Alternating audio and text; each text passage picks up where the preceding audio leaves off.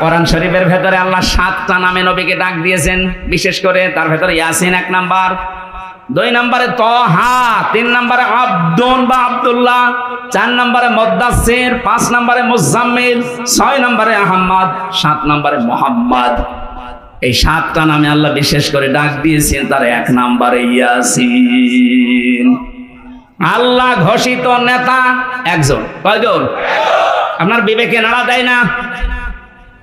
এই একজনকে বাদ দিয়ে আপনি কার সামনে ঘোরেন, কার পেছনে থাকেন? পাগল হলেও তো কাজ করা ঠিক না। আশা করছি সব ভুলে যাবেন। এই পৃথিবীতে বিশ্ব নবী ছাড়া আমরা কাউকে আদর্শ নেতা মানি না। এখন যদি বলেন তাহলে ইসলামী দলে দেশে যারা আছে তারাও তো তাদের নেতা আছে। হ্যাঁ, আমরা ওই নেতাকে মানি যে নেতা আল্লাহ রাসূলকে দেখে দেখে চলে। বলেন, আপনি তাকান, এমনও মানুষ আছে যার সামনে দেখলে রাত 12টার পরে তার মাটিতে ঠিক মতো পা পড়ে না, রিকশা ছাড়া বাড়ি যেতে পারে না, কি কি লাল নীল পানি খায়। কথা বলছে না কেন?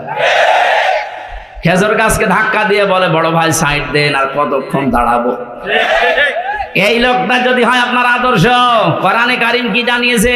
ইয়াউমা নাদউ কুল্লা উনাসিম বিইমামিহিম।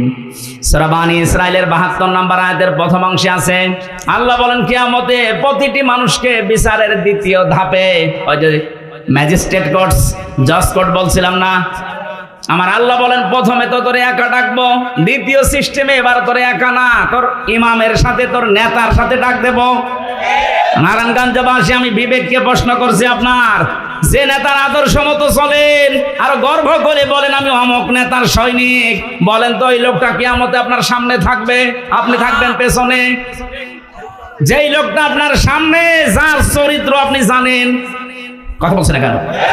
যার সরাত সিরাত আপনি দেখেছেন, সেটা কি করে আপনি এতদিন পর্যন্ত দেখতেছেন, এই লোকটার সামনে পেছনে আপনি, ওকে যদি আল্লাহ কিয়ামতে দেখে আপনার কি মনে হয় যে আল্লাহ ওকে মাফ করবে?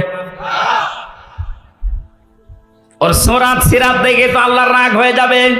ওর রাতের চরিত্র একরকম, দিনেরটা আর একরকম।